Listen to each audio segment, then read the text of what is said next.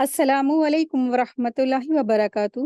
فہم القرآن course class 168 میں آپ سب کو خوش آمدید ہے۔ اہلاً و سہلاً، مرحبا۔ آج کا ہمارا لیسن ہے آیت 51 to 64، یعنی اس سورے کا اختتام ہے۔ رسول اللہ صلی اللہ علیہ وسلم نے ارشاد فرمایا، یہ قرآن مجید اللہ تعالیٰ کا دسترخوان ہے،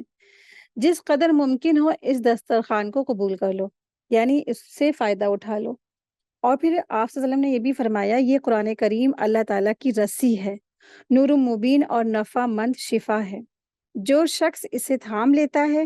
اس کے لیے یہ بچاؤ کا ذریعہ ہے، اور اس کی اتباع کرتا ہے تو اس کے لیے باعث نجات، یعنی جو شخص اس کو تھامتا ہے تو اس کی بچاؤ کا ذریعہ ہے، اور جو شخص اس کی اتباع کرے گا، فالوونگ کرے گا، تو اس کے لیے یہ دراصل یہ قرآن کریم باعث نجات ہے۔ اور پھر وہ شخص جو ہے نا راہ راست سے بھٹکنے والا نہیں ہے، اور نہ ہی وہ ٹیڑھا ہوگا اس رستے سے، اور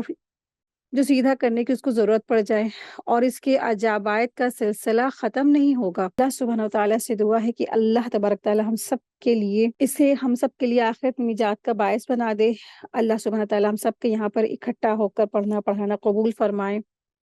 اور ہم سب کو اپنے والدین کے لیے صدقہ جاریہ بنائے۔ رب ارحمہما کما ربیانی صغیرہ، اور ہم سب کے بچوں کو ہم سب کے لیے بھی کیا ہے، صدقہ جاریہ بنا دے، آمین یا رب العالمین۔ نحمده ونصلي على رسوله الكريم، أما بعد، فأعوذ بالله من الشيطان الرجيم، بسم الله الرحمن الرحيم، رب اشرح لي صدري ويسر لي أمري واحلل عقدة من لساني يفقهوا قولي، ربي زدنا علما، ربي يسر ولا تعسر وتمم بالخير وبك نستعين، آمين يا رب العالمين۔ بسم الله الرحمن الرحيم، إنما كان قول المؤمنين إذا دعوا إلى الله ورسوله ليحكم بينهم أن يقولوا سمعنا وأطعنا وأولئك هم المفلحون۔ ایمان والوں کا قول تو یہ ہے کہ جب انہیں اس لیے بلایا جاتا ہے کہ اللہ اس کے رسول ان میں فیصلہ کر دے، تو وہ کہتے ہیں کہ ہم نے سنا اور ہم نے مان لیا، یہی لوگ کامیاب ہونے والے ہیں۔ پیچھے کی آیت ہم لوگ نے جو پڑھی، اس میں کیا ہم لوگ نے پڑھا تھا کہ جو منافقین تھے، جب ان کو فیصلہ کیا جاتا تھا قرآن اور سنت کے ذریعے سے، تو وہ کیا کرتے تھے، اس سے کترا جاتے تھے۔ ہاں، جب فائدہ ہوتا تھا تب پھر وہ قرآن اور سنت سے وہ فائدے لے لیتے تھے، آکے اس کے ذریعے سے فیصلے لے لیتے تھے۔ لیکن یہاں پر اللہ سبحانہ تعالیٰ فرما رہے ہیں، جو ایمان والے ہوتے ہیں، جو مومن ہوتے ہیں، جن کے دلوں میں ایمان رچ بس جاتا ہے، تو پھر وہ جو ہے ایسا کرتے ہیں کہ ان کی جو دراصل وہ فوراً ہی جیسے ان کو بلایا جاتا ہے اللہ اور رسول کی طرف، وہ فوراً آ جاتے ہیں، اور فوراً اس کی طرف سے جو فیصلہ ہوتا ہے، پھر وہ کیا کہتے ہیں کہ سمینا واتانا، سنا ہم نے اور اطاعت کی ہم نے۔ تو آیت نمبر 51 سے آیت نمبر 52 میں تو دراصل ان دونوں آیتوں میں مومنین کے طرز عمل کا ایک نقشہ کھینچا گیا ہے۔ مومن وہی ہے کہ جب اس کے شریعت کے مطابق اس کا فیصلہ کیا جائے تو وہ فوراً وہ کہے کہ سمینا واتانا، ہم نے سن لیا اور ہم نے قبول کر لیا، کہتے ہوئے وہ حاضر ہو جاتے ہیں۔ وہ ہر معاملے میں اللہ اور اس کے رسول کی اطاعت کرتے ہیں، صرف اللہ سے ڈرتے ہیں اور اس کی نافرمانی سے پرہیز کرتے ہیں۔ ایسے خوش نصیب اور جو کامیاب ہیں، پھر وہ ایسے لوگ کیا ہے، خوش نصیب اور کامیاب ہے، اور بلند درجے پر وہ پہنچنے والے ہوں گے۔ آیت دیکھیں، آیت نمبر 52،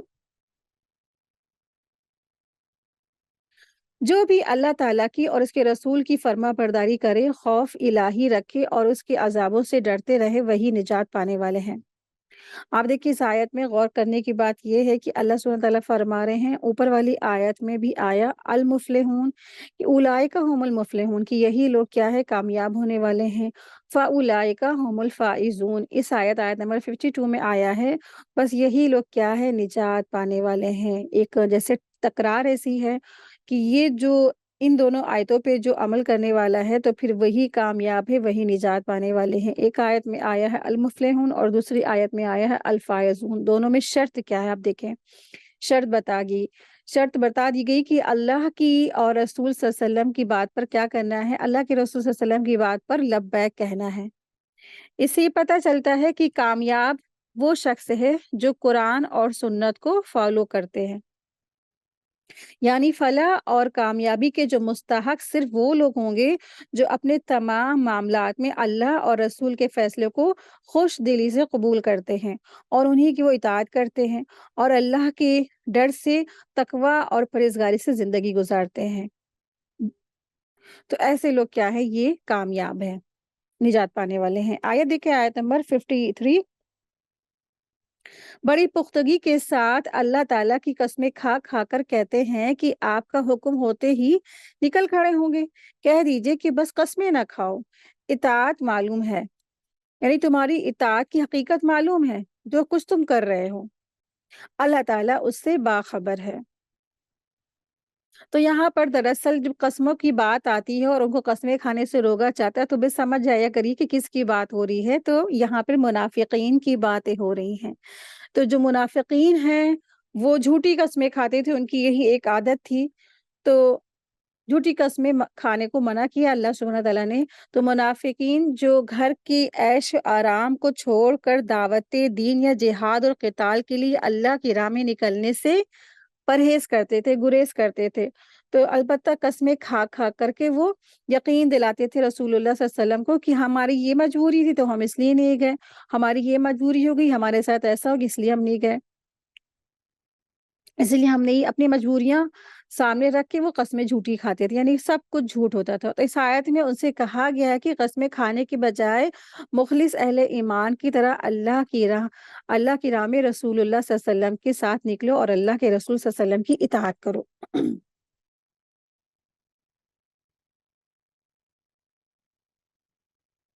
آیت دیکھیں، آیت نمبر 54 ہے۔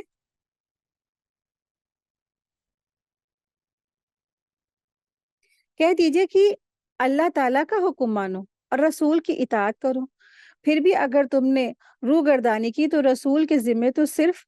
پہنچا دینا ہے جو اس پر لازم کر دیا گیا ہے، اور تم پر اس کی جواب دہی ہے جو تم پر رکھا گیا ہے۔ ہدایت تو تمہیں اسی وقت ملے گی جب رسول کی ماتحتی کرو۔ سنو، رسول اللہ صلی اللہ علیہ وسلم کے ذمے تو صرف صاف طور پر پہنچا دینا ہے۔ تو یہاں پر اللہ سبحانہ تعالیٰ نے فرمایا ہے کہ یہ حکم دیا گیا ہے کہ ہر معاملے میں اللہ اور اس کے رسول صلی اللہ علیہ وسلم کی اطاعت کرو۔ اگر تم نے ایسا نہ کیا تو رسول اللہ صلی اللہ علیہ وسلم کے ذمے تو صرف کیا ہے، پہنچا دینا ہے، اور تمہاری نافرمانی کی سزا تمہیں کو ملے گی۔ البتہ اگر کوئی شخص آپ صلی اللہ علیہ وسلم کی اطاعت سے گریز کرتا ہے تو پھر اس کو اس کی سزا ملے گی، اور اگر کوئی اطاعت کرتا ہے، ہدایت کے راستے پہ چلتا ہے تو اسی کو فائدہ ہوگا۔ اور ایک ارشاد نبی صلی اللہ علیہ وسلم کے مطابق خدمت دین کے مشن میں اپنے امیر کی اطاعت بھی اسی طرح لازم ہے، بشرطے یہ کہ امیر خلاف حکم شریعت نہ دے، یعنی کہ ایسا حکم نہ دے جو خلاف شریعت ہو۔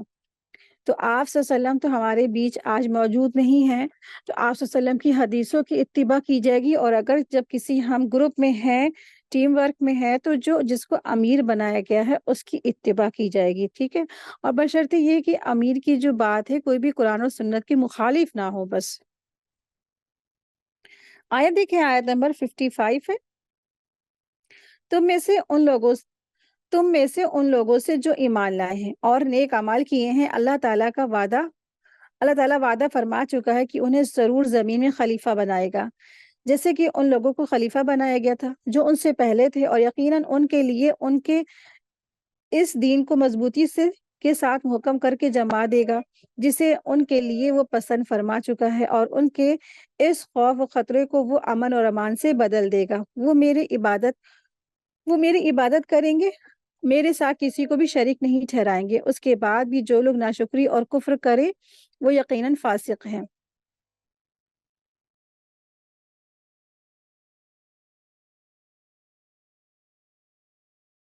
یہاں پر دراصل اللہ سبحانہ تعالیٰ نے ایک پیشن گوئی بتائی ہے، تو بشارت دی گئی ہے ان آیات میں کہ اگر مسلمان اپنے استطاعت کے مطابق ایمان اور عمل صالح کا حق ادا کرے گا تو اللہ تبارک تعالیٰ انہیں زمین میں خلافت عطا فرمائے گا۔ تو یہ جو مضمون ہے یہ تقریباً 3 آیتوں میں 55 آیت، 56 آیت اور 57 آیت، ٹھیک ہے، 55 سے 57 تک اللہ سبحانہ تعالیٰ نے یہ پیشن گوئی فرمائی ہے کہ اگر تم نے اللہ کی اور رسول کی اتباع کی تو اللہ تعالیٰ تمہیں زمین میں کیا کرے گا؟ خلیفہ بنا دے گا۔ دوسرا کیا بتایا کہ اللہ تعالیٰ دین اسلام کو سربلند اور غلبہ عطا فرما دے گا۔ تیسری بات اللہ سبحانہ تعالیٰ نے یہ پیشن گوئی فرمائی کہ اللہ سبحانہ تعالیٰ مسلمانوں کے لیے خوف کی حالت کو امن سے بدل دے گا۔ صحابہ کرام رضی اللہ عنہم اجمعین کی بشارتیں سن 6 ہجری میں دی گئیں۔ انہوں نے ایمان اور عمل صالح کا حق ادا کیا اور 2 سال بعد 8 ہجری میں فتح مکہ کی صورت میں یہ سب سامنے جو ہوا تو یہ اللہ سبحانہ تعالیٰ کا وعدے پورے ہوئے۔ پھر اس کے بعد کیا فتوحات پہ فتوحات ہوتی چلی گئیں اور پوری سمجھ لیجئے کہ دنیا کا آدھی سے زیادہ دنیا جو تھی مسلمانوں کے اقتدار میں تھی۔ تو اللہ سبحانہ تعالیٰ فرما رہے ہیں یہاں پہ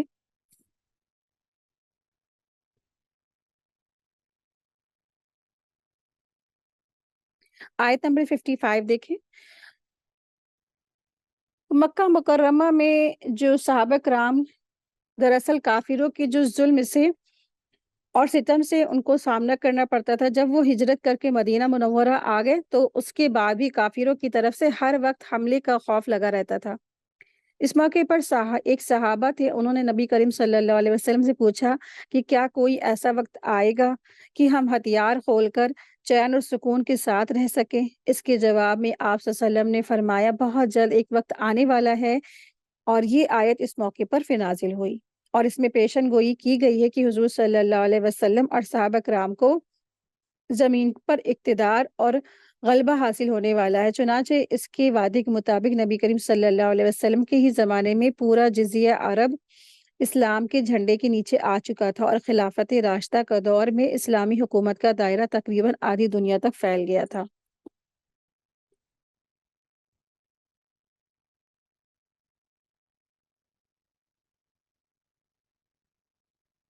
اللہ سبحانہ تعالیٰ یہاں فرما رہے ہیں وَعَدَ اللَّهُ الَّذِينَ آمَنُوا مِنْكُمْ وَعَمِلُوا الصَّالِحَاتِ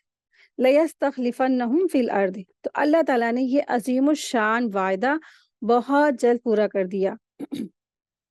مشرکوں کو اللہ تعالیٰ نے ذلیل اور رسوا کر دیا۔ مسلمانوں کی تعداد اور قوت دن پر دن بڑھتی چلی گئی اور ایک کے بعد دیگر جزیہ عرب میں تمام شہروں اور علاقوں پر ان کا قبضہ ہوتا چلا گیا، اور وقت کے ساتھ ساتھ انہوں نے مشرق اور مغرب میں بہت سارے ملکوں پر فتح کر لیے، فارس اور روم کی حکومتوں کے ٹکڑے کر دیے۔ اور رسول اللہ صلی اللہ علیہ وسلم نے فرمایا کسرا ہلاک ہوا، اب اس کے بعد کوئی کسرا نہیں، اور کیسر بھی ضرور ہلاک اور برباد ہوگا، پھر اس کے بعد دوسرا کوئی کیسر نہیں ہوگا، اور روم اور ایران اور وہاں کی جو خزانے تم اللہ تعالیٰ کے راستے میں تقسیم کرو گے، یعنی ان سب پر کیا ہوا؟ مسلمانوں کی حکومت ہوئی۔ یہ بخاری کی حدیث میں ہے۔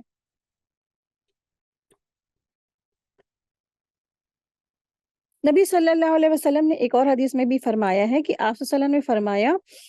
جو یہ مسلم کی حدیث ہے، آپ صلی اللہ علیہ وسلم نے ارشاد فرمایا اللہ تعالیٰ نے زمین کو میرے لیے سکوڑ دیا ہے، بس میں نے اس کے مشرقی اور مغربی حصے دیکھے، عنقریب میری امت کا دائرہ اقتدار وہاں تک پہنچے گا جہاں تک میرے لیے زمین سکوڑ دی گئی۔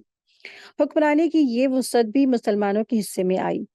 اور دراصل فارس اور شام اور مصر، افریقہ اور دیگر دور دور کے جتنے بھی ممالک تھے ان سب پہ فتح ہوئی، اور کفر اور شرک کی جو جگہ تھی وہ توحید اور سنت کی مذہب سے وہ سب پھیل گئے۔ ہر جگہ یہ اللہ کا دین کا جو نور ہے وہ روشن ہو گیا، اور اسلامی تہذیب تمدن کا جو یہ دور تھا یہ اچانک سے کیا ہو گیا؟ ایک وقت کے بعد پھر یہ مند پڑ گیا، ٹھیک ہے، کیونکہ اللہ سبحانہ تعالیٰ نے وعدہ کیا ہے نا کہ اگر تم کیا ہے، اللہ تبارک تعالیٰ نے مومنوں سے وعدہ کیا ہے الذین آمنوا منکم، اگر تم ایمان لاؤ گے اور عمل الصالحات کرو گے تو یہ جو وعدہ ان کے ساتھ پورا ہوا، کیونکہ وہ ایمان لائے تھے، انہوں نے عمل صالحات کیے تھے، لیکن کچھ وقت کے بعد کیا ہوا، یہ سارے کے سارے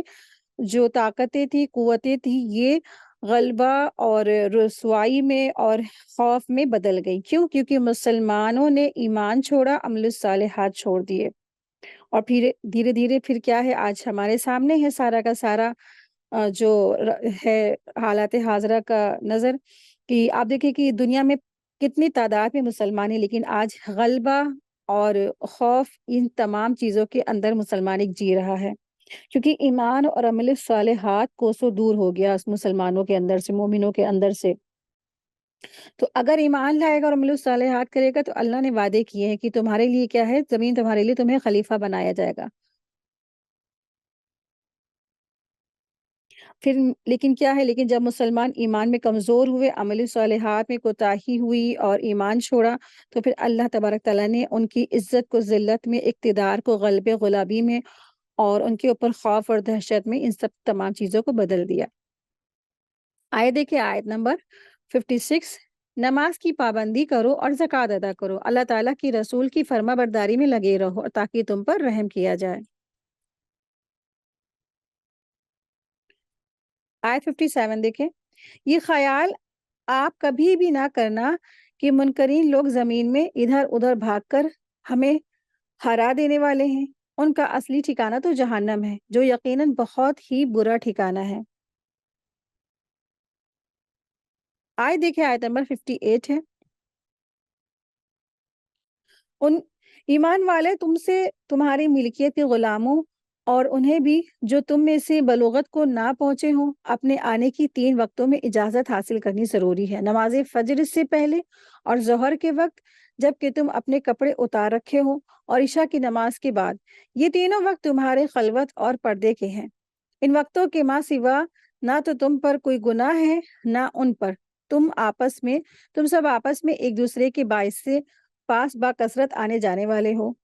اللہ تعالیٰ اسی طرح کھول کھول کر اپنے احکامات تم سے بیان فرما رہا ہے. اللہ تعالیٰ پورے علم اور پورے کامل حکمت والا ہے.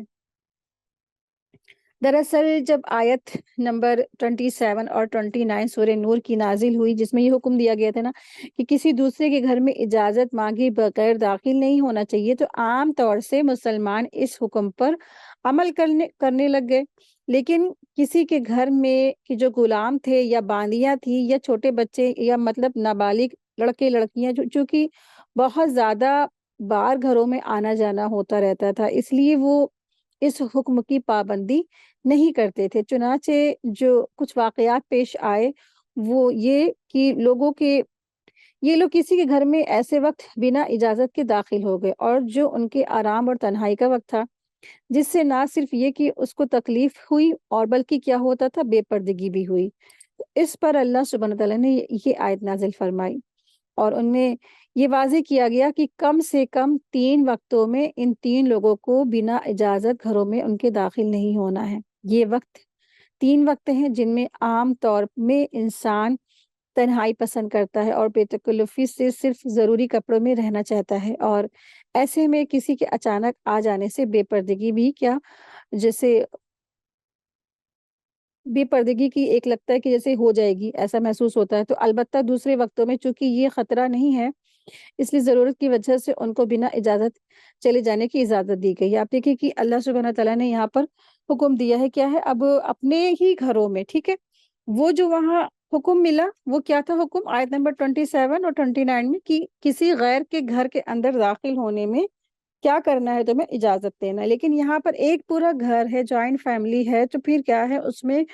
نوکر اور چاکر اور بچے آتے جاتے رہتے ہیں نا ہر وقت. لیکن یہ 3 وقت ہیں، اللہ سبحانہ تعالیٰ نے یہاں پر ان 3 وقتوں میں خاص کر کے اجازت لینے کو کہا ہے. تو یہاں پر جو لفظ آیا ہے، یا ایھا الذین آمنوا لیستأذنکم الذین ملکت ایمانکم، ملکت ایمانکم میں یعنی کہ ملکیت کے غلاموں، تو غلاموں سے مراد باندیاں اور غلام دونوں ہیں. ثلاثہ مراتن کا مطلب ہے کہ اوقات 3 وقت ہیں، یعنی کہ جو یہ وقت ہیں 3 وقت ہیں. یہ تینوں اوقات ایسے ہیں کہ انسان گھر میں اپنی بیوی کے ساتھ ایسے لباس میں بھی ہو سکتا ہے جس میں کسی کا ان کو دیکھنا نہ جو ہے جائز اور مناسب نہ ہو۔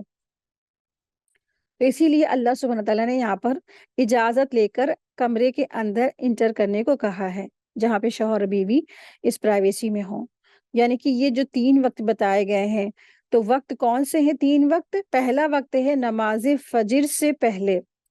ٹھیک ہے؟ دوسرا وقت ہے ظہر کے وقت، ٹھیک ہے؟ ہو سکتا ہے نماز ظہر جلدی کہیں پہ ہو جاتی ہے تو اس وقت انسان نماز پڑھ کے اور کھانا کھا کے وہ قیلولہ کر رہا ہوتا ہے، ٹھیک ہے؟ یا کہیں کہیں پہ ظہر کی وقت کی جو نماز ہوتی ہے تھوڑی دیر میں ہوتی ہے، لیکن وہ کچھ پہلے ظہر سے کچھ وقت پہلے وہ آرام کر رہا ہوتا ہے کھانا کھا کے، تو یہ قیلولہ کہا جاتا ہے۔ اور پھر تیسرا وقت یہ ہے کہ عشاء کے بعد کا وقت، ٹھیک ہے؟ تو پہلا وقت ہے نماز فجر سے پہلے، دوسرا ہے ظہر کا وقت اور تیسرا ہے عشاء کے بعد کا وقت۔ ان تینوں وقتوں میں کیا ہے؟ پرائیویسی کو کرنے کو کہا گیا ہے کہ کوئی بھی پھر ان وقت میں اگر کوئی آ رہا ہے تو پھر کیا کرے؟ نوک کر کے آئے گا، اجازت لے کر کے کمرے میں داخل ہوگا۔ ایسا نہیں کر سکتا کہ انسان بس اٹھا اور چلا آ رہا ہے، باہر سے دروازہ کھولا یا ڈور کھولا اور پھر اندر چلا گیا، ایسا نہیں کر سکتے ہیں۔ تو آپ دیکھیے کہ اللہ سبحانہ تعالیٰ نے کس قدر پرائیویسی کا لحاظ رکھا ہے نا، کہ اللہ سبحانہ تعالیٰ نے یہاں حکم دیا کہ چھوٹے بچے بھی ہیں وہ بھی کیا ہیں کہ اجازت لے کر کے جائے۔ جیسے ہم لوگ اپنی بچوں اولادوں کو بالکل ایسا نہیں سمجھتے نا کہ ان کو کیا ضرورت ہے کہ یہ کمرے میں آئے اجازت لے کر آئے، لیکن اللہ نے تو یہاں پہ کیا کیا ہے؟ ہمیں ڈسپلین سکھائے ہیں، ایٹیکیٹ سکھائے ہیں۔ اور آپ سمجھتے ہیں کہ کیا مطلب، بہت سے لوگ کہتے ہیں کہ ہمارا اسلام بہت روڑی ہے، پرانا ہے، فلاں فلاں قسم کا۔ آپ دیکھیں کہ یہ ساری جو چیزیں اچھائیاں تھیں آج غیر مسلم لوگوں نے اپنا لی، تو دوسرے کلچروں نے یہ چیزیں اپنا لی۔ آپ نے دیکھا ہوگا بہت سارے ایسے جگہ جہاں پہ ان کے الگ الگ رومز ہوتے ہیں، پھر الگ روم میں جب بچے انٹر ہوتے ہیں تو پہلے وہ نوک کرتے ہیں کہ کہ نوک کر کے تب وہ اپنے ماں باپ سے انٹر ہونے کا اجازت لیتے، تب وہ جاتے ہیں۔ تو کرسچنوں میں ایسا انہوں نے اس کلچر کو اپنا لیا ہے، یا یہودیوں میں، لیکن آج ہم مسلمانوں نے اس چیز کو چھوڑ دیا ہے، جبکہ اللہ سبحانہ تعالیٰ نے ہمیں 1450 سال پہلے ہی ان سب ایٹیکیٹ ہم سب کو سکھائے تھے۔ تو آپ دیکھیے کس قدر اللہ تبارک تعالیٰ نے پرائیویسی کا لحاظ رکھا ہے نا، کہ چھوٹے بچوں یعنی کہ آپ کی جو اولادیں ہیں، بچے ہیں، تو وہ کیا ہے کہیں ایسا نہ ہو بچوں کو بھی کیا ایکسپوز نہیں کرنا چاہیے نا۔ آپ دیکھیے شوہر اور بیوی ایک دوسرے کے ساتھ ہے، اور تعلقات کے بارے میں بھی آپ جانتے ہیں کہ کیسے تعلقات ہوتے ہیں۔ کسی وقت انسان ہے، شوہر اور بیوی ہیں، لیٹے کس طرح سے لیٹے، تو بعض مائیں بھی جو ہوتی ہیں تو بچوں کو آپ دیکھیں یہاں تک کی ہے کہ جب وہ نہانے جائیں گی تو چھوٹے بچوں کو اپنے ساتھ واش روم میں لے کے چلی جاتی ہیں، اور برا نہ ہو کے بچوں کے سامنے وہ جو ہے نا غسل لے رہی ہوتی ہیں۔ تو یہ بالکل ہی کیا ہے غلط بات ہے۔ اور آپ جب پوچھیں گے تو کہتے ہیں کہ بچے بہت روتے ہیں تو اس لیے لے جاتے ہیں، تو اس کا کوئی اور بندوبست کرنا چاہیے، کوئی اور انتظام کرنا چاہیے نا۔ اس طرح سے برا نہ ہو کہ انسان اپنے ساتھ بچے کو، چھوٹے بچے کو واش روم میں لے جا رہا ہے، تو یہ سب کیا ہے؟ حیا کو قتل کر دینے والی چیزیں ہیں۔ پھر آپ دیکھیں کہ کپڑوں میں ہی اللہ سبحانہ تعالیٰ نے کیا رکھا ہے؟ حیا رکھی ہے۔ جب انسان کے لباس اتر جاتے ہیں تو حیا غائب ہو جاتی ہے۔ یا پھر ایسا کریں، یا تو پھر انسان ایسی مجبوری ہے کہ بچہ رو رہا ہے، نہیں چھوڑ سکتے ہیں، اور یہ بھی ہے کہ گھر میں کوئی سنبھالنے والا نہیں، تو یہ بھی کر سکتے کہ انسان اپنا لباس پہنے پہنے بچوں کے سامنے، پھر اگر واش لے رہا ہے تو تو پھر کیا کرے؟ تو غسل لے رہا ہے تو کپڑے پہن کے ہی پھر نہائے بچوں کے سامنے۔ یعنی بچوں کو اپنا جو جسم ہے وہ دکھانا نہیں ہے، کیونکہ نا آپ دیکھیں کہ بچپن سے ان کے سامنے حیا کے تقاضے پامال اگر ہو جائیں گے تو پھر کیا ہے؟ وہ بڑے ہو کر کے پھر وہ ساری چیزیں بالکل معمولی سمجھیں گے نا، اور ان کے اندر سے حیا کا جو درجہ ہے وہ نکلتا چلا جائے گا، اور پھر وہ اللہ تعالیٰ کے حکم سے پھر نافرمانی بھی کرتے چلے جائیں گے۔ تو بچپنے سے بچوں کو ایسی چیزیں تاکہ وہ نہ دیکھیں، اسی لیے اللہ سبحانہ تعالیٰ نے ان سے کہا ہے کہ وہ داخل ہوں تو تینوں وقت میں اجازت لے کے داخل ہو۔ بچے ہیں، اور پھر جو غلام ہے، غلام میں جو باندی بھی آ سکتے ہیں اور یا غلام ہو سکتے ہیں۔ آپ دیکھیں کہ آج کے زمانے میں نہ ہمارے یہاں باندیاں ہیں، نہ اس طریقے سے غلام ہے۔ ہاں کسی کے کوئی سرونٹ ہے، وہ بچپنے سے پالا پوسا تو اس طریقے سے ہوتے، تو ان کے لیے بھی یہی حکم ہے کہ اگر شوہر بیوی اس طریقے سے لیٹے ہیں تو پھر کیا ہے؟ وہ تینوں وقتوں میں اس طرح سے پھر اجازت لے کے وہ داخل ہوں گے۔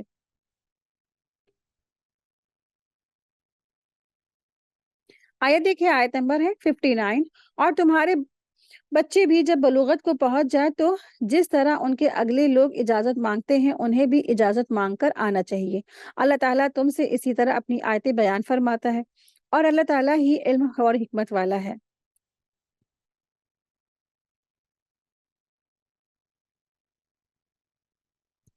اللہ سبحانہ تعالیٰ نے یہاں پر رخصت دی ہے، یعنی کہ جو بہت چھوٹے بچے ہیں، جیسے کہ ان کو شعور ہی نہیں ہے کہ بہت چھوٹا بچہ ہے، اور وہ جو ہے اگر بنا اجازت کے آ رہے ہیں تو آ جائے، لیکن ہاں جیسے ہی وہ بچے کیا ہو جائیں گے، بالغ ہو جائیں گے، پھر وہ ان کو کیا کرنا ہے، وہ ان کو اجازت لے کر کے گھر میں داخل ہونا، جیسا کہ ہم لوگ نے یہاں آیت نمبر 58 میں پڑھا ہے۔ ٹھیک ہے، تو ان آیات میں اللہ سبحانہ تعالیٰ نے جو گھر کے اندر پردے کے لیے جو احکامات دیے ہیں، آیت نمبر 58 اور 59 میں، ان دونوں آیات میں گھر کے اندر کے پردے کے دو احکامات دیے گئے۔ پہلا احکامات ہے 3 اوقات میں بچے اور گھر میں جو موجود غلام اور کنیزیں ہیں، تو وہ جو آرام فرما رہا ہے، جو صاحب خانہ ہے، یعنی کہ جو اپنے روم کا جو مالک ہے، وہ اپنے تنہائی میں ہے، وہ کمرے میں پھر اگر جو جاتا ہے تو پھر ایسے نہیں جائے گا، اجازت لے کر کے جائے گا، اور ان 3 وقتوں میں۔ پھر دوسرا حکم یہ ہے کہ چھوٹے بچے اور پھر دوسروں کے گھروں میں بلا روک ٹوک داخل ہو جاتے ہیں، ٹھیک ہے، اپنے بچے ہوں یا کسی کزن یعنی کہ جیٹھانی کے، دیورانی کے، نند کے یا اڑوس پڑوس کے، تو یہ چھوٹے چھوٹے بچے ہوتے ہیں، کسی بھی بلا روک ٹوک داخل ہو جاتے ہیں، تو البتہ اگر جو بالغ اگر جب ہو جائے تو بغیر کسی مطلب روم کے، جس کا روم ہے، پھر اس روم میں اگر شوہر بیوی ہیں تو بغیر اجازت کے پھر وہ گھر میں اس کمرے میں داخل نہیں ہوں گے اگر وہ بالغ ہو جاتے ہیں۔ تو اللہ نے ہمیں یہاں پہ ڈسپلن سکھایا ہے، اور آپ دیکھیں کہ ان تمام چیزوں کا ہمارے یہاں کوئی بھی ہم لوگ اس سب کو اہتمام نہیں کرتے ہیں، لیکن اللہ نے ہمیں یہاں پہ جو احکامات دیے ہیں بہت ہمارے اچھائی کے لیے دیے ہوئے ہیں۔ آپ دیکھیں کہ جو اکثر جو ساسیں بھی ہوتی ہیں یا نندیں ہوتی ہیں، وہ بھی بے دھڑک ایسے اس طریقے سے نا،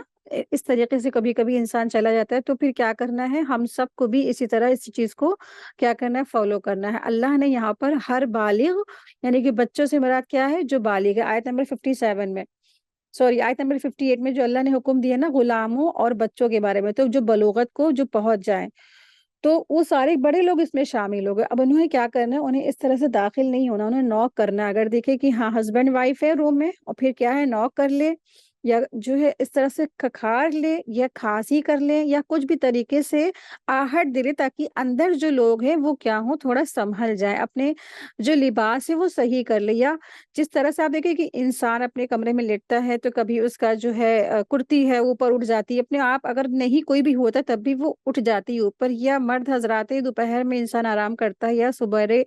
یا مارننگ میں یا رات میں یا کسی بھی وقت اس ٹائم میں جس میں بتایا اللہ نے، تو انسان کیا کرتا ہے، جب ریلیکس لیتا ہے تو پھر سارے اپنے روم، اپنے جو روم میں وہ اپنے کپڑے اتار کے سوتا ہے، ٹھیک ہے نا۔ تو یہ صحیح نہیں ہے کہ انسان اس طرح سے کسی کے روم میں داخل ہو جائے اور بے پردگی کا باعث بن جائے، تو اسی لیے اللہ سبحانہ تعالیٰ نے فرمایا ہے کہ اس طرح سے یہاں پہ تم لوگ کیا ہو، اجازت لے کے جاؤ۔ آیت دیکھیے، آیت نمبر 60 ہے، بڑی بوڑھی عورتیں جنہیں نکاح کی امید اور خواہش ہی نہ رہی ہو، تو وہ اگر اپنے کپڑے اتار رکھیں تو ان پر کوئی گناہ نہیں، بشرطے یہ کہ وہ اپنا بناؤ سنگار ظاہر کرنے والیاں نہ ہوں۔ تاہم اگر ان سے بھی احتیاط رکھے تو ان کے لیے بہت افضل ہے، اور اللہ تعالیٰ سنتا ہے اور جانتا ہے۔ تو اللہ سبحانہ تعالیٰ نے یہاں پر ایک بوڑھی عورت کے لیے پردے کی رخصت دی ہے، تو اللہ سبحانہ تعالیٰ نے فرمایا ہے کہ جو بوڑھی ہیں عورتیں، تو اس سے مراد کیا ہے، بوڑھی عورتیں، یعنی کہ اللہ سبحانہ تعالیٰ نے یہاں فرمایا ہے نا کہ جو بوڑھی باڑی جو عورتیں ہیں جنہیں نکاح کی امید نہیں ہو، تو والقواعد من النساء، تو اس سے مراد کیا ہے، بوڑھی عورتیں ہیں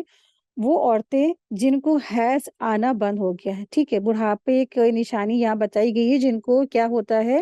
حیض آنا بند ہو جاتا ہے اور ان کے بچے بھی نہیں ہو سکتے ہیں، اور پھر ایسی عمر کو پہنچ چکی ہوتی ہیں کہ وہ بالکل ہی کیا ہے، سنبھل نہیں پاتی ہیں، یا اگر عبایا پہنیں گی یا حجاب پہنیں گی تو پھر کیا ہے، گرنے کا، لڑکنے کا، اور یا پھسل کے گر جانے کا شبہ رہتا ہے، تو پھر کیا کرے، پھر اللہ نے رخصت دے دی کہ ٹھیک ہے، بڑی عمر کی ہو، بوڑھی ہو گئی ہو، اب تمہارے اندر کیا ہے، شوہر کی ضرورت تمہیں اندر خواہش نہیں ہوتی ہے، یا حیض نہیں آتا ہے، یا تمہارے اندر کیا ہے، بچہ پیدا کرنے کی اب طاقت قابل نہیں رہی ہے، تو پھر کیا ہے، ایسی عورتوں کے لیے اللہ نے رخصت دے دی کہ ٹھیک ہے، تم کیا کرو، تم حجاب نہیں پہنو، یعنی کہ عبایا اتار سکتی ہو، ٹھیک ہے۔ فرض نہیں کہا ہے، اجازت ہے، آپ یہ دیکھیں خیال رکھیں گے، ٹھیک ہے؟ تو اس عمر میں اللہ نے کہا کہ ٹھیک ہے تم اجازت ہے تمہیں کہ پردہ نہ اوڑھو۔ تو عورت کے اندر آپ دیکھیں کہ مرد کے لیے جو فطری طور پر جو جنسی کشش ہوتی ہے کہ مردوں کو دیکھ کے عورتیں لیلوٹ ہو جاتی ہیں، یا اس طریقے سے جو یہ خواہشات ہوتی ہیں یہ سب ختم ہو جاتی ہیں، اور پھر نہ وہ کسی مرد کے نکاح سے وہ خواہش رکھتی ہوں، اور نہ ہی مرد ان کے ساتھ ایسے جذبات رکھتے ہوں، یعنی کہ بوڑھی اور بہت بوڑھی، تو ایسی عورتوں کو پردے میں تخفیف کی اجازت ہے، یعنی کہ پردے میں کچھ کمی کر دی گئی ہے، یہ نہیں کہا گیا کہ پردہ اتار کے رکھ دیے، ٹھیک ہے؟ تو جو یہاں پہ اللہ سبحانہ تعالیٰ نے فرمایا ہے نا، ثِیَابَہُنَّ غَیْرَ مُتَبَرِّجَاتٍ، یعنی کہ وہ کیا کرے، اپنے کپڑے اتار کے رکھ دے، تو ترجمہ یہاں پہ یہ ہے۔ تو کپڑے اتار دے کا مطلب یہ نہیں کہ جو جسم پہ پہنے ہوئے ہیں کپڑے وہ اتار دے، نہیں، اس سے مراد وہ جو کپڑا پہنے ہوئے ہیں، اس سے مراد وہ چادریں ہیں، وہ پردے ہیں، وہ عبایا ہے، وہ قمیض ہے جو انسان اپنے اوپر پہنتا ہے، اپنے لباس کے اوپر سے پہنتا ہے، ٹھیک ہے؟ تو وہ چاہے تو پھر اتار کے وہ رکھ دے الگ۔ اگر ان کو یہ لباس یعنی کہ یہ عبایا پہننے سے، یعنی یہ کپڑا پہننے سے ان کو چکر آتے ہیں، ان کے سر درد ہوتے ہیں، ان کی بیماری بڑھ جاتی ہے، یا کوئی تکلیف لاحق ہو جاتی ہے، تو پھر کیا کرے، اللہ نے رخصت دے دی کہ ٹھیک ہے تم اتار دو، یہ نہیں کہا جا رہا کہ حکم دے دے کہ تم اتار دو، نہیں۔ تو اس سے مراد وہ کپڑے ہیں کہ جو انسان عبایا، جسے مثلاً عبایا ہے، یہ بہت بڑی چوڑی سی چادر ہے، یا جسے خمار کہتے ہیں، جسے جلباب کہتے ہیں، اس طریقے سے جو چادریں ہوتی ہیں بڑی چوڑی موٹی سی، تو وہ اگر نہیں لیتی ہیں تو کوئی بات نہیں، نہ لیں، اور بشرط یہ کہ مقصد کیا ہے، اپنی زینت اور بناؤ سنگار کا اظہار نہ کریں۔ یہاں پہ مقصد بھی بتائے گئے ہیں، ٹھیک ہے؟ پہلی چیز یہاں پہ آیت میں بتایا اللہ سبحانہ تعالیٰ نے کہ پہلی چیز کیا ہے، پہلا مقصد مطلب شرط یہ ہے کہ اس کے اندر نکاح کی کوئی امید نہیں ہو، پھر وہ اپنا بناؤ سنگار ظاہر کرنے والیاں نہ ہوں۔ تو یہ اگر ان کے اندر ہے، یعنی کہ ان کے اندر یہ خواہش نہیں ہے کہ ہم بہت اچھا لباس پہنیں، ہم بہت اچھے سے میک اپ کریں، ہم یہ جویلری پہن لیں، ہم پرفیوم لگا لیں، ہم یہ کریم لپسٹک پاؤڈر لگا لیں، اس طریقے سے بناؤ سنگار کا ان کے اندر کوئی بھی دلچسپی نہیں ہو، ٹھیک ہے؟ اور پھر اگر بناؤ سنگار کے ذریعے سے نا اپنی جنسیت کو نمایاں کرنے کی مرض میں اگر وہ مبتلا ہے، تو پھر یہ تخفیف پردے کے حکم سے وہ کیا ہے، مستثنی، یعنی کہ ایسی عورت اگر بوڑھی بھی ہو گئی ہے لیکن وہ بہت زیادہ میک اپ میں اور بناؤ سنگار میں یا اس طرح سے باہر نکل کے جانے میں وہ اگر مبتلا ہے، تو ان کے لیے کیا ہے، یہ تخفیف بھی نہیں ہے، اور ان کو پھر کیا کرنا ہے، مسلسل جو پردہ ہے، عبایا ہے، وہ ان کو کرنا ہی کرنا ہے، جیسا اللہ نے حکم دیا ہے کرنے کا۔ تو اللہ سبحانہ تعالیٰ نے یہاں فرمایا ہے کہ ایسی عورتیں جو بہت بوڑھی ہیں ان کے لیے کیا ہے، تخفیف ہے، لیکن ان کے اندر کیا شرط ہے کہ نکاح کی ان کے اندر کوئی امید نہ باقی ہو، اور پھر بناؤ سنگار اگر وہ نہیں اس میں دلچسپی لیتی ہوں، لیکن دوسری طرف بتا دیے کہ اگر وہ کیا ہے کہ بناؤ سنگار میں انٹرسٹڈ ہیں، بناؤ سنگار کے شوقین ہیں، تو پھر کیا کریں، ان کو پھر پردہ لے کے ہی جانا ہے، ٹھیک ہے؟ تو اللہ تعالیٰ نے ایسی عورتوں کے لیے بھی بہتری یہ قرار دیا ہے کہ وہ غیر محرم کے سامنے اپنے سروں اور اوڑنیوں اور اپنے جسموں سے نہ اتارے، اس میں انہی کے لیے کیا ہے، بھلائی ہے۔ نبی کریم صلی اللہ علیہ وسلم نے فرمایا ہے کہ بے حیائی عورتوں کے لیے کیا ہے، بڑی شدید وعید بیان کی گئی ہے، یعنی کہ جو عورتیں جو عبایا نہیں لیتی ہیں اور اس طریقے سے بناؤ سنگار کر کے باہر نکلتی ہیں، تو پھر کیا ہے، بڑی بڑی وعیدیں ہیں ان لوگوں کے لیے۔ رسول اللہ صلی اللہ علیہ وسلم نے ارشاد فرمایا، دوزخیوں کی دو قسمیں ایسی ہیں جن میں میں نے نہیں دیکھا کہ ایسی، ایک تو وہ تھی کہ جن کے پاس بیل کی دموں کی مانند کوڑے ہیں اور جن میں سے لوگ ان کو مار رہے ہوں گے، ایک وہ عورتیں جو کپڑے تو پہن کے کیا ہے، لیکن وہ کپڑے پہننے کے باوجود بھی بے لباس ہوتی، یعنی مردوں کو مائل کرنے والیاں ہوتی تھی اور خود بھی مائل ہو جانے والی ہوتی تھی، اور ان کے سر یا ان کے جو سر گویا اونٹوں کے کوہان کی طرح ایک طرف جھکے ہوئے ہوں گے، وہ جنت میں نہیں جائیں گی بلکہ وہ جنت کی خوشبو تک بھی نہیں سونگھ سکیں گی، حالانکہ جنت کی خوشبو تو اتنی دور سے آتی چلی جائے گی۔ یہ مسلم کی حدیث ہے اور اس کا نمبر 2128 ہے۔ تو اس سے پتہ چلتا ہے کہ جو جہنم میں جن کو یہ عذاب ہو رہا تھا، تو یہ جن کو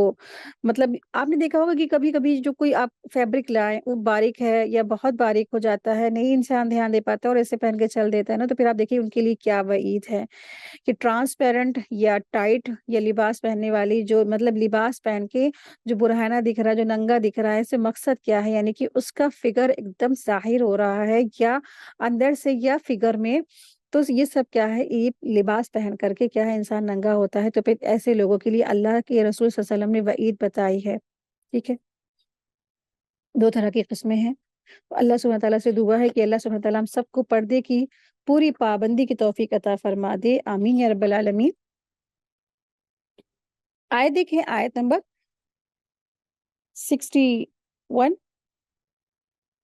اندھے پر، لنگڑے پر، بیمار پر اور خود تم پر مطلقاً کوئی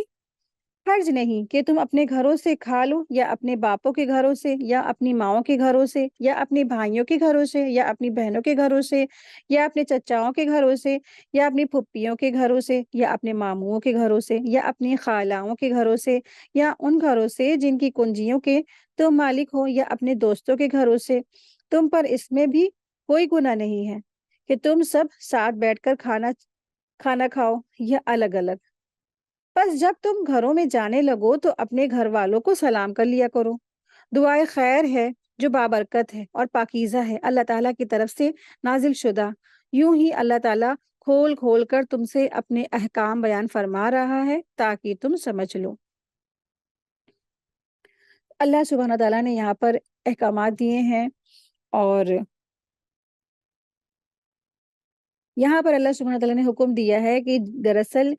جو جہاد میں جاتے وقت جو صحابہ تھے، صحابہ کرام، اس آیت میں جو دراصل جو معذور ہیں ان کو اپنے گھروں کی چابیاں دی جاتی تھی، یعنی کہ جو صحابہ کرام تھے، جو ٹھیک ٹھاک تھے، وہ معذور نہیں تھے، تو جو معذور جو صحابہ تھے ان کو اپنے گھروں کی چابیاں دیے جاتے تھے اور انہیں اپنے گھر کی چیزوں کی کھانے کی پینے کی اجازت دے دیتے تھے۔ لیکن یہ معذور جو صحابہ تھے، تو اس کے باوجود مالکوں کی غیر موجودگی میں وہاں سے کھانا پینا ناجائز سمجھتے تھے، تو اللہ تعالیٰ نے فرمایا کہ جو یہاں پہ ذکر ہے نا، ان جتنے بھی ذکر والے جو شخص ہیں اس آیت میں، تو ان کے لیے اپنے اقارب کے گھروں سے یا جن کے گھروں کی چابیاں ان کے پاس ہیں، ان سے کھانے پینے میں کوئی حرج نہیں ہے، کوئی گناہ نہیں ہے، ٹھیک ہے؟ تو اللہ سبحانہ تعالیٰ نے یہاں پر حکم دیا ہے کہ دوسرے کے گھروں میں جانے کی اجازت ہے، لیکن دوسرے کا گھر کن کا؟ جن کا یہاں پہ نام لیا گیا ہے ان کا، ٹھیک ہے؟ جن کے نام لیے گئے ہیں، اور پھر یا تو پھر کوئی ایسا شخص جو آپ کو گھر کی اپنی چابی دے جائے اور کہہ جائے کہ ہاں آپ کھا پی سکتے ہیں۔ تو سورہ نور میں جب گھر کے اندر کے پردے کے احکامات آئے تو صحابہ کرام نے دوسرے کے گھروں میں جانا ہی چھوڑ دیا، تو اس آیت میں انہیں اجازت دی گئی ہے کہ وہ اپنے رشتہ داروں اور احباب کے گھروں میں جا سکتے ہیں اور وہاں کھانا پینا کھا سکتے ہیں، بشرطے یہ کہ محرم اور نامحرم کی تمیز اور پردے کے احکامات کا بھی خیال رکھا جائے، ٹھیک ہے؟ تو خلط ملط نہ ہو اور مرد عورت کے ساتھ ایسی مکس گیدرنگ نہ ہو۔ ہاں، اگر یہ سارے رشتہ داروں میں سے کوئی ایک رشتہ دار ہے تو انسان جا سکتا ہے، وہاں کھا سکتا ہے۔ تو سب سے پہلا جو گھر کا نام لیا گیا وہ کیا ہے؟ اپنے باپوں، یعنی کہ باپ ہے، پھر مائیں ہیں، ٹھیک ہے؟ یا بھائی ہیں، یا بہنیں ہیں، پھر چچا ہیں، پھر پھپھیاں ہیں، اور پھر ماموں ہیں، پھر خالائیں ہیں، یہ سارے کے سارے کیا ہے؟ یہ محرمات ہیں۔ اور پھر آپ دیکھیں کہ ان کے گھر میں بھی جاتے ہیں تو پھر کیا ان کے اپنے بھی گیسٹ آتے ہیں، تو پھر کیا ہے؟ وہ تو ہمارے کیا ہے؟ غیر محرمات ہیں، چاہے مرد ہو چاہے عورت ہے، تو پھر کیا پردے کی پوری انتظام ہونا چاہیے۔ اللہ سبحانہ تعالیٰ نے یہاں پر فرمایا ہے کہ لیس علیکم جناح ان تأکلوا جمیعا او اشتاتا، کہ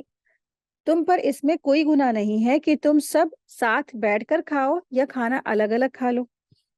تو دراصل اللہ سبحانہ تعالیٰ نے فرمایا ہے کہ اس میں تم پر کوئی گناہ نہیں ہے کہ تم اللہ تعالیٰ فرما رہے ہیں کہ اکٹھے ہو کر کھاؤ یا علیحدہ علیحدہ کھا لو، اس کی اجازت دی گئی ہے، کسی ایک چیز کا کوئی پابند نہیں بنایا، تو یہ اللہ تعالیٰ کی طرف سے ایک آسانی ہے۔ اگرچہ اکٹھے ہو کر کھا لو گے تو برکت ہے، اگر تنہا تنہا کھا لو گے تو بھی کیا ہے؟ برکت ہے۔ لیکن رسول اللہ صلی اللہ علیہ وسلم نے فرمایا 2 آدمیوں کا کھانا 3 آدمیوں کی کفایت کرتا ہے، اور 3 آدمیوں کا کھانا 4 آدمیوں کی کفایت کرتا ہے، بخاری کی حدیث ہے، ٹھیک ہے؟ کسی کو بھوک لگی تو وہ پہلے جا کے نکال کے کھا سکتا ہے، لیکن کیا ہے؟ اگر ہو سکے تو ساتھ میں کھائے۔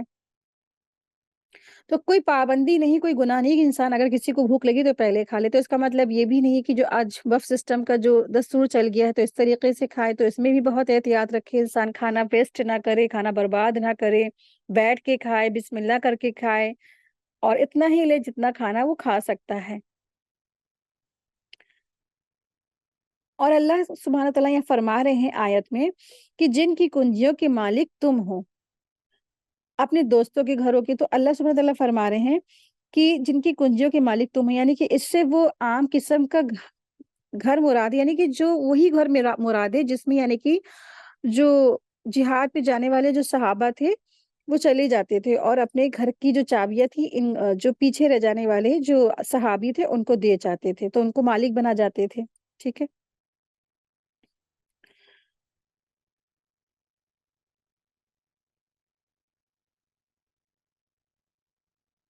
और इसमें एक और तंगी का इज़ाला फरमा दिया गया, बाज़ लोग अकेले खाना पसंद भी नहीं करते हैं ना। जब अल्लाह ने कहा कि तुम ठीक है साथ-साथ खाओ या अलग-अलग खाओ, लेकिन क्या है, इस पर तुम पर कोई गुनाह नहीं है। तो अल्लाह ने फरमा दिया कि क्या है, हमारे लिए इसमें आसानी है। और बाज़ लोग क्या है, अकेले खाना भी नहीं पसंद करते और किसी को साथ बिठा कर के खाना ज़रूरी ख़्याल करते हैं। तो अल्लाह ताला ने फरमाया इकट्ठे खा लो या अलग-अलग, दोनों तरह जायज़ है खाना। तो गुनाह किसी में नहीं है। तो अलबत्ता क्या है, इकट्ठे होकर खाना ज़्यादा बाइस बरकत है। और यहाँ पर अल्लाह सुब्हान तआला ने जो हुक्म दिया है कि क्या करना चाहिए, जब भी घर वाले जब घर में दाखिल होने लगे तो अपने घरवालों को सलाम किया करो। यानी कि जब घर में इंसान दाखिल हो तो अपने घरवालों को सलाम किया करे। अगर घर में कोई भी नहीं है तो क्या है, घर को ही सलाम कर ले तो क्या है, इसमें बरकतें होती हैं, सलामती होती है। तो इसमें अपने घर में दाखिल होने का अदब बयान किया गया है। और वो ये है कि दाखिल होते वक़्त अहले खाना को सलाम करे, और सलाम करे आदमी के लिए अपनी बीवी या अपने बच्चों को सलाम करना दरअसल क्या है, गिरा गुज़रता है, लेकिन अहले ईमान के लिए ज़रूरी है कि वो अल्लाह के हुक्म के मुताबिक ऐसा करे। और आखिर में अपनी बीवी बच्चों को सलामती की दुआ भी दे, क्योंकि ना इससे सलामती की दुआ से उनको महरूम ना करे। आप देखिए कि डेली इंसान कितनी बार घर में आता है, सलाम कहता रहे घरवालों को, माँ को, बहन को, बच्चों को, तो क्या है, सलामती की दुआ है। सहाबा तो एक दरख़्त के पीछे भी जाते थे और जब सामने आते थे, तो फ़ौरन सलाम करते थे, क्योंकि सलाम की इतनी ज़्यादा फ़ज़ीलतें हैं। और यहाँ पर आप देखिए कि अल्लाह ने सबके नाम लिए हैं, लेकिन यहाँ पर औलादों के नाम नहीं लिए ना, बेटों के नाम नहीं है, बच्चों के नाम नहीं, क्योंकि बेटे का घर दरअसल क्या है, बेटे का घर उसका अपना ही घर होता है। एक बार एक शख्स आप सल्लल्लाहु अलैहि वसल्लम की खिदमत में आया, कहने लगा, "ए अल्लाह के रसूल, मेरा जो वालिद है मेरे जेब से या मेरे जो पास से पैसे चुरा लेते हैं।" तो आप सल्लल्लाहु अलैहि वसल्लम ने फरमाया कि तू भी उसी का है और तेरा माल भी उसी का, यानी कि तेरे बाप का है। तो बेटे और औलादें जो होते हैं उनके घर का यहाँ पे अल्लाह ने ज़िक्र नहीं किया, क्योंकि उन्हीं का ही सब कुछ है। माँ-बाप के जो बच्चे होते हैं, उनका जो घर है उनके माँ-बाप का भी है। आयत देखिए, आयत नंबर 62।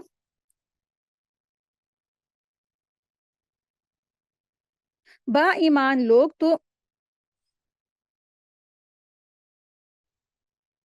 बाईमान लोग तो वही हैं जो अल्लाह ताला पर और उसके रसूल पर यकीन रखें। और जब ऐसे मामले में जिसमें लोगों की जमा होने की ज़रूरत होती है, नबी के साथ होते हैं, तो जब तक आपसे इजाज़त ना लें, कहीं नहीं जाते हैं। जो लोग ऐसे मौके पर आपसे इजाज़त ले लेते हैं, तो हकीकत में ये वही हैं जो अल्लाह पर और उसके रसूल पर ईमान ला चुके हैं। बस जब ऐसे लोग आपसे अपने किसी काम के लिए इजाज़त तलब करें, तो आप उनमें से जिसे चाहें इजाज़त दे दें और उनके लिए अल्लाह ताला से बख्शिश की दुआ करें। बेशक अल्लाह ताला बख्शने वाला है, मेहरबान है।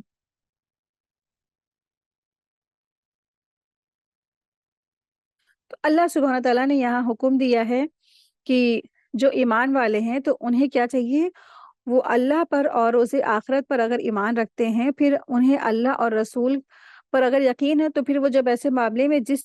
जिसमें लोगों के जमा होने की ज़रूरत होती है, तो नबी सल्लल्लाहु अलैहि वसल्लम के वो साथ हों। तो जब तक आपसे इजाज़त ना ले लें, تب تک وہ کہیں نہ جائے۔ یعنی کہ اس سے یہ پتہ چلتا ہے کہ جب بھی نا آپ دیکھیں کہ اجتماعیت میں بہت سارے کام ہوتے ہیں، آپ صلی اللہ علیہ وسلم کے وقت میں بھی بہت سارے کام ایسے جو ہوئے اجتماعیت میں ہوئے۔ تو جب بھی کوئی کام ایسا ہو رہا ہے یا مشورات ہو رہے ہیں یا مجالس ہیں، تو جب سب جہاں اکٹھے ہوئے ہیں تو جب تک رسول اللہ صلی اللہ علیہ وسلم سے اجازت نہ لے لے تب تک کہ وہاں سے نہ جائے، کیونکہ منافقین کا یہی رویہ تھا کہ آپ صلی اللہ علیہ وسلم کی مجالس سے میٹنگ سے وہ کیا کرتے تھے، چپے چپے کھسک لیا کرتے تھے بنا بتائے۔ تو اس آیت میں اللہ تبارک تعالیٰ نے صحابہ کرام رضی اللہ عنہم اجمعین کو نبی کریم صلی اللہ علیہ وسلم کی مجلسوں میں جانے اور وہاں سے رخصت ہونے کا ادب سکھایا ہے کہ وہ مومنین کو جو اللہ اور اس کے رسول پر سچے دل سے ایمان رکھتے ہیں، جب وہ نبی صلی اللہ علیہ وسلم کے ساتھ کسی اہم موقع پر جمع ہوتے ہیں، جیسے کسی جنگی مسئلہ ہے یا رائے مشورہ ہے یا اسلام اور مسلمانوں کا دفاع ہے یا دین کی بلندی کی کوئی میٹنگ ہے یا کوئی بھی ایسا کوئی اکٹھے ہوئے ہیں دین کے سربلندی کے لیے یا کوئی دوسرا اہم مسئلہ ہے جس پر غور و خوض کرنے کے لیے تمام صحابہ کا جمع ہونا ضروری ہوتا ہے، تو آپ کی اجازت یعنی آپ صلی اللہ علیہ وسلم کی اجازت کے بغیر مجلس سے اٹھ کر نہیں جاتے، کیونکہ اللہ اور اس کے رسول پر ایمان کا یہی تقاضا ہے۔ ٹھیک ہے، تو اس سے کیا پتہ چلتا ہے کہ جب بھی رسول اللہ صلی اللہ علیہ وسلم کی کوئی بھی ایسی مجلس ہو رہی ہو، تو آج آپ صلی اللہ علیہ وسلم تو ہمارے بیچ موجود نہیں ہے، تو ہم یہ نہ سمجھے تو یہ تو صرف صحابہ کے لیے حکم تھا، ہمارے لیے حکم نہیں ہے، تو نہیں، تو ہم سب کے لیے بھی حکم ہے کہ آپ صلی اللہ علیہ وسلم کی کہیں پر بھی کوئی بھی ایسا مجلس ہو رہی ہو یا اس طرح سے یا کوئی گروپ ایسے اکٹھے ہوئے ہیں اور امین کوئی بنایا گیا ہے، تو کیا کرنا ہے، بغیر کسی کے اجازت کے وہاں سے نہیں جانا ہے۔ تو بتا دے کوئی اگر ایمرجنسی ہو گئی ہے، ٹھیک ہے، تو امین کو بتا کے وہاں سے نکلے گا انسان۔ اور پھر آپ صلی اللہ علیہ وسلم سے بھی کہا جا رہا ہے کہ آپ کیا کریں، ان سے ان کی جو ہے مغفرت اور بخشش کی دعا طلب کریں، یعنی کہ ٹھیک ہے آپ نے اجازت دے دی کہ اب وہ چلے گئے، لیکن کیا ہے ان کی ہی جو اعمال ہے نا ان کو کتنی دیر کے لیے جتنی دیر وہ چلے گئے اتنی دیر کے لیے وہ نیکی کے کاموں سے رک گئے نا۔ ایک انسان ہے اللہ کی مجلس میں آیا ہے سننے، لیکن کیا ہے اس کو کچھ ایمرجنسی یا امپورٹنٹ کوئی کام آ گیا تو پھر وہ وہاں سے جا رہا ہے، تو پھر کیا ہے اس کے لیے کچھ کمی ہو گئی نہیں ہوئی گئی اس کے عمل صالحات میں، تو پھر کیا ہے امین کو چاہیے اگر کوئی ایسی ایمرجنسی کوئی آ گئی، کوئی ایسی مصروفیات آ گئی، کوئی مجبوری آ گئی، تو پھر اگر وہ چلا گیا وہ شخص، تو پھر امیر کو بھی چاہیے کہ اس کے لیے کیا ہے مغفرت کی دعا کرے۔ آیت دیکھیں، آیت نمبر 63، تم اللہ تعالیٰ کے نبی کے بلانے کو ایسا بلاوا نہ کر لو جیسا کہ آپس میں ایک دوسرے کو ہوتا ہے، کہ تم میں سے انہیں اللہ خوب جانتا ہے جو نظر بچا کر چپکے سے سرک جاتے ہیں۔ سنو، جو لوگ حکم رسول کی مخالفت کرتے ہیں انہیں ڈرتے رہنا چاہیے کہ کہیں ان پر کوئی زبردست آفت نہ آ پڑے یا انہیں دردناک عذاب نہ پہنچے۔ تو دراصل اللہ سبحانہ تعالیٰ نے یہاں پر ایک اور ادب سکھایا ہے، اور وہ کیا ہے، وہ رسول اللہ صلی اللہ علیہ وسلم سے بات کرنے کا ادب سکھایا ہے کہ آپ صلی اللہ علیہ وسلم کو سے بات کیسے کی جائے گی، آپ صلی اللہ علیہ وسلم کو پکارا کیسے جائے گا، کیونکہ صحابہ جو تھے، اور انشاءاللہ بھی آپ سورہ حجرات میں پڑھیں گے بھی انشاءاللہ کہ صحابہ جو تھے نا آپ صلی اللہ علیہ وسلم کے ساتھ تھے، اور بہت سارے صحابہ جو تھے آپ صلی اللہ علیہ وسلم سے کیا تھے، عمر میں بھی بڑے تھے، تو کبھی کبھی وہ بات کرتے تھے تو بے دھیانی میں ان کی آوازیں تھوڑی بلند ہو جاتی تھی، اور یا وہ کچھ بدوی صحابہ تھے، یعنی کہ جو گاؤں کھیڑے کے، جیسے ہمارے یہاں جو مین سٹی ہوتا ہے، پھر کچھ ایسا ایریا ہوتا ہے جو آؤٹ آف سٹی ہوتا ہے، تو وہاں کا لہجہ ہی ایسا ہوتا ہے کہ ان کی اکھڑ بولی ہوتی ہے، تو اسی بولی کی وجہ سے ان کی جو مزاج تھا تو تھوڑا سا تلخ ہو جاتا تھا، اور بلاتے بلاتے آواز بلند ہو جاتی تھی، یا پھر تھوڑی سی ان کے اندر ادب نہیں تھا۔ تو اللہ سبحانہ تعالیٰ نے یہاں پر سارے مسلمانوں کو، سارے صحابہ کو ادب سکھایا کہ لا تجلوا دعاء الرسول، یعنی کہ نہ تم اللہ تعالیٰ کے رسول کو نہ تم بناؤ بلانے کا ایسا بلاوا جیسا کہ تم آپس میں بلاتے ایک دوسرے کو، ٹھیک ہے، کہ تمہیں ایسا نہیں بلانا ہے اللہ کے رسول کو جیسا کہ تم آپس میں ایک دوسرے کو بلاتے ہو۔ تو نبی صلی اللہ علیہ وسلم کو پکارے تو ادب کے ساتھ، نبی صلی اللہ علیہ وسلم کا نام بھی لیں تو ادب کے ساتھ۔ تو یہاں پہ دعا جو لفظ آیا ہے، دعا یعنی بلانا اور پکارنا ہے۔ انہوں نے جو پکارا تھا کہ کیسے پکارا تھا، اے محمد، اور پھر اے رسول، ایسے، تو آپ صلی اللہ علیہ وسلم کو کیسے پکارنا ہے، بہت ہی ادب و احترام کے ساتھ پکارنا ہے۔ تو آج ہمیں بھی جب آپ صلی اللہ علیہ وسلم کی بات آتی ہے تو نبی رحمت صلی اللہ علیہ وسلم یا اچھے اچھے نام سے آپ صلی اللہ علیہ وسلم کو پکارا جائے اور خطاب کیا جائے نا، تو اسی لیے صلی اللہ علیہ وسلم ہمیں کہنا کیا ہوتا ہے، لازمی ہوتا ہے۔ اور پھر جب بھی آپ صلی اللہ علیہ وسلم کے سامنے ان کو یہ بھی تھا کہ جب تم آپ صلی اللہ علیہ وسلم کو پکارو گے یا خطاب کرو گے تو تمہیں اپنی آوازوں کو نیچی اور پست رکھنا ہے اور ادب کے ساتھ پکارنا ہے۔ تو جب اس طریقے کے حکم آئے تو صحابہ تو بہت دھیرے دھیرے بولتے تھے، یہاں تک کہ ان کو آپ صلی اللہ علیہ وسلم کیا مطلب کہ آپ صلی اللہ علیہ وسلم پوچھتے تھے کہ تم کیا کہہ رہے ہو، مجھے سنائی نہیں دے رہا، اتنا زیادہ خاموش ہو گئے تھے آپ صلی اللہ علیہ وسلم کی مطلب آپ صلی اللہ علیہ وسلم کے سامنے بھی نہیں بولتے تھے، یعنی کہ کسی اور سے ان کو بات کرنی ہے، اگر مجلس میں آپ صلی اللہ علیہ وسلم ہیں تو پھر وہ بہت دھیمے دھیمے بولتے تھے، اتنا زیادہ عمل کرنے والے وہ صحابہ ہوا کرتے تھے۔ تو صحابہ نے عمل کر کے دکھایا، اللہ کے رسول صلی اللہ علیہ وسلم نے ان کے بہترین ٹیچر تھے، بہترین تربیت کی، اور اللہ نے ایسے احکامات نازل فرمائے، اور صحابہ ایسے بہترین شخصیت تھے کہ انہوں نے اپنی زندگیوں پہ ان سب آیات کو عمل کر کے دکھائے، تاکہ کوئی یہ نہ کہے کہ یہ کیا ہے، امپاسبل ہے، یہ سب کیا ہے، انسان کر سکتا ہے، اور اس کو پھر درجات کی بلندی انشاءاللہ ہوگی بھی۔ آئے دیکھیں آیت نمبر 64، آگاہ ہو جاؤ کہ آسمان اور زمین میں جو کچھ ہے سب اللہ تعالیٰ ہی کا ہے، اور جس روش پر تم ہو وہ اسے بخوبی جانتا ہے، اور جس دن یہ سب اس کی طرف لوٹائے جائیں گے اس دن ان کو ان کے کیے ان سے ان کے کیے سے خبردار کر دیا جائے گا۔ اللہ تعالیٰ سب کچھ جاننے والا ہے، علیم ہے اور خبیر ہے۔ اسی کے ساتھ ہی آج کی ہماری کلاس مکمل ہوئی، وآخر دعوانا ان الحمد للہ رب العالمین، سبحانک اللہم و بحمدک، اشہد ان لا الہ الا انت، استغفرک و اتوب الیک۔ السلام علیکم و رحمۃ اللہ وبرکاتہ، جزاکم اللہ خیرا کثیرا۔